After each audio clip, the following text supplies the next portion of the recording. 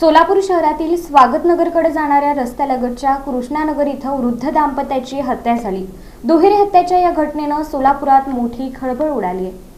सोलापूर शहरातील स्वागतनगरकडे जाणाऱ्या रस्त्यालगतच्या कृष्णानगर इथं महादेव नरसप्पा मंचाळ वय 68 आणि त्यांच्या पत्नी रंगम्मा मंचाळ वय 62 या वृद्ध दाम्पत्याची हत्या झाल्याची घटना घडली। दुहेरी हत्येच्या या घटनेमुळे सोलापुरात मोठी खळबळ उडाली। श्वासोच्छ्वास रोखून वृद्ध पतीपत्नीची हत्या करण्यात आल्याचा MIDC पोलिसांचा प्राथमिक अंदाज आहे। जागेच्या वादातून मंचाळ यांच्या भावकीत मागील अनेक दिवसांपासून टोकाचा वाद सुरू होता, त्यावरून ही हत्या झाली असल्याचा पोलिसांचा प्राथमिक अंदाज आहे।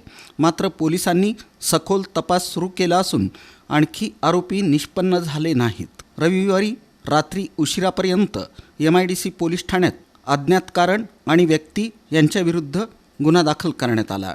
दुहेरी हत्याकांडाची घटना दुपारी 12 वाजण्याच्या सुमारास उघडकीस आली।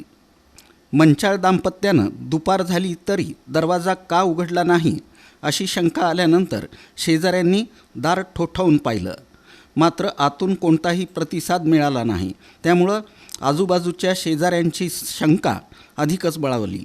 पुढच्या काही क्षणात शेजाऱ्यांनी मंचाळ यांच्या घराचा दरवाजा तोडून पाहिला असता महादेव मंचाळ आणि त्यांच्या पत्नी रंगम्मा मंचाळ हे वृद्ध दाम्पत्य मृतावस्थेत दिसलं। हे दृश्य पाहून शेजाऱ्यांच्या पायाखालची जमीन सरकली। घटनेची माहिती मिळताच MIDC पोलिसांचा फौजफाटा घटनास्थळी दाखल झाला। पोलीस निरीक्षक विजय खोमणे आणि त्यांच्या टीमनं घटनेचा पंचनामा करून दोघांचे मृतदेह शासकीय रुग्णालयात शवविच्छेदनासाठी पाठवले। रविवारी सायंकाळनंतर मृतदेह अंत्यसंस्कारासाठी नातेवाईकांच्या ताब्यात दिल्याचं पोलीस सूत्रांकडून सांगण्यात आलं।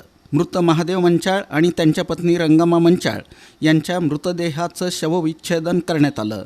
शवविच्छेदनाचा प्राथमिक अहवाल पोलिसांना प्राप्त झाला असून दोघांचा श्वासोच्छ्वास रोखण्यात आला होता आणि त्यातूनच त्यांचा गुदमरून मृत्यू झाला असं या अहवालात नमूद करण्यात आलं आहे।